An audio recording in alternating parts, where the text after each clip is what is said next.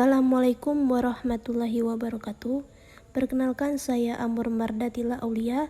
Di sini saya akan menjelaskan bagian dari prinsip-prinsip pragmatik. Ada prinsip kerjasama.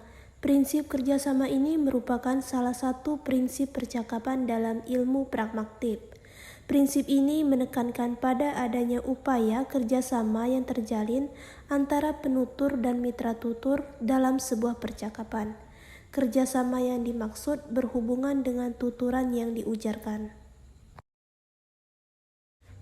Pertuturan yang wajar terbentuk karena penutur dan lawan tutur melakukan kerjasama.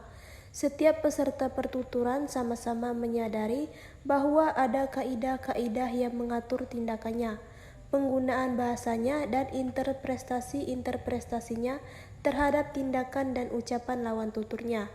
Lebih tegas lagi, dipaparkan oleh Wijana bahwa ada semacam prinsip kerjasama yang harus dilakukan pembicara dan lawan bicara agar proses komunikasi itu berjalan dengan lancar. Grace menyatakan bahwa dalam melaksanakan prinsip kerjasama itu, setiap penutur harus memenuhi 4 maksim percakapan. Yang pertama ada maksim kuantitas, maksim kualitas, maksim relevansi, dan maksim pelaksanaan. Nah, yang pertama di sini kita akan membahas maksim kuantitas. Di dalam maksim kuantitas, seorang penutur diharapkan dapat memberikan informasi yang cukup, relatif memadai, dan seinformatif mungkin. Informasi demikian itu tidak boleh melebihi informasi yang sebenarnya dibutuhkan si mitra tutur, atau mewajibkan penutur memberikan kontribusi secukupnya, tidak berlebihan, hanya mengatakan sebanyak yang dibutuhkan oleh lawan tutur.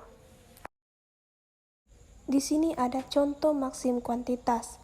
Tuturan pertama, biarlah kedua pemuas nafsu itu habis berkasih-kasihan. Tuturan kedua, biarlah kedua pemuas nafsu yang sedang sama-sama mabuk cinta dan pemuas nafsu birahi itu habis berkasih-kasihan. Tuturan pertama dalam contoh di atas itu merupakan tuturan yang sudah sangat jelas dan sangat informatif isinya. Dapat dikatakan demikian karena tanpa harus ditambah dengan informasi lain. Tuturan itu sudah dapat dipahami maksudnya dengan baik dan jelas oleh si mitra tutur. Tuturan yang kedua justru akan menyebabkan tuturan menjadi berlebihan dan terlalu panjang. Sesuai dengan yang digariskan maksim ini, tuturan seperti yang kedua itu tidak mendukung atau bahkan melanggar prinsip dari kerjasama. Setelah kita membahas maksim kuantitas, selanjutnya di sini kita akan membahas maksim kualitas. Maksim kualitas ini prinsip yang menghendaki orang-orang berbicara berdasarkan bukti-bukti yang memadai. Misalnya, buku itu dibuat dari kertas. Bukti cukup memadai, tetapi apabila ada tuturan, buku itu dibuat dari nasi. Bukti cukup tidak memadai. Dalam kaitannya dengan maksim kualitas ini, terdapat penyimpangan maksim. Misalnya, modal saja tidak bisa dan untung saja tidak dapat. Selanjutnya, yang ketiga ada maksim relevansi. Maksim relevansi ini penutur dan mitra tutur berbicara secara relevan berdasarkan konteks pembicaraan.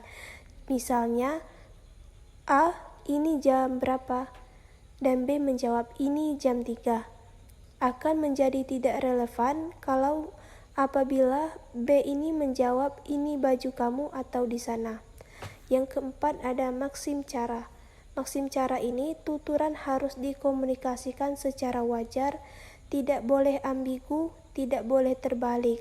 Misalnya, pada percakapan A, dia penyanyi solo, dan B menjawab, benar, dia sering tampil di TVRI. Tetapi kadang-kadang dalam tuturan yang wajar terjadi disambiguasi atau pengambiguan, sehingga kata-kata yang ambigu itu hanya satu makna. Selanjutnya di sini kita akan membahas prinsip kesopanan. Dalam kegiatan bertutur, antara manusia yang satu dengan manusia yang lain harus mempunyai konsep yang sama mengenai lambang bunyi untuk menyebut sebuah referen. Hal ini dibutuhkan agar pesan yang disampaikan dari satu orang ke orang lain dapat tersampaikan. Prinsip kesantunan atau kesopanan yang terdiri dari maksim kebijaksanaan, maksim kedermawanan, maksim penghargaan, dan maksim kesederhanaan, maksim permufakatan, dan maksim simpati. Selanjutnya di sini kita akan membahas maksim dari prinsip kesopanan atau kesantunan tadi. Nah, yang pertama ada maksim kebijaksanaan. Maksim kebijaksanaan ini ditujukan pada orang lain. Jenis maksim ini untuk berjanji dan menawarkan, sama dengan memaksimalkan keuntungan orang lain, meminimalkan kerugian orang lain. Misalnya, ada yang bisa saya bantu, mari saya bawakan, tidak usah. Tuturan A dan B ini disebut pragmatik paradoks. Yang kedua, maksim penerimaan, ditujukan pada diri sendiri, bukan pada orang lain. Maksim penerimaan ini ditujukan untuk menawarkan dan berjanji, sama dengan memaksimalkan kerugian diri sendiri, meminimalkan keuntungan diri sendiri. Misalnya, bolehkah saya bantu? Mari saya bantu. Apakah Anda bersedia membawakan? Yang ketiga ada maksim kemurahan hati. Maksim kemurahan hati ini pusatnya orang lain. Maksim ini ditujukan untuk kategori asertif dan ekspresif, sama dengan memaksimalkan rasa hormat pada orang lain, meminimalkan rasa tidak hormat pada orang lain. Yang keempat ada maksim kerendahan hati. Maksim kerendahan hati ini pusatnya pada diri sendiri, yang sama dengan meminimalkan rasa hormat pada diri sendiri dan memaksimalkan rasa tidak hormat pada diri sendiri. Selanjutnya ada maksim kesetujuan atau kecocokan. Maksim ini pada orang lain ditujukan untuk menyatakan pendapat dan ekspresif, sama dengan memaksimalkan kesetujuan pada orang lain dan meminimalkan ketidaksetujuan pada orang. Misalnya, A berkata, anak itu baik sekali. Lalu B menjawab, wah itu kebetulan saja. Nah, B ini menyatakan ketidaksetujuan total atau tidak sopan.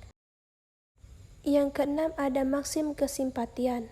Yang ini ada pusatnya orang lain, ditujukan untuk menyatakan asertif dan ekspresif, sama dengan memaksimalkan simpati pada orang lain dan meminimalkan antipati pada orang lain. Misalnya, A berkata, saya lolos di UMPTN, John. Lalu John menjawab, selamat ya. Nah, di sana John ini bersimpati terhadap A. Dan yang terakhir di sini ada parameter pragmatik.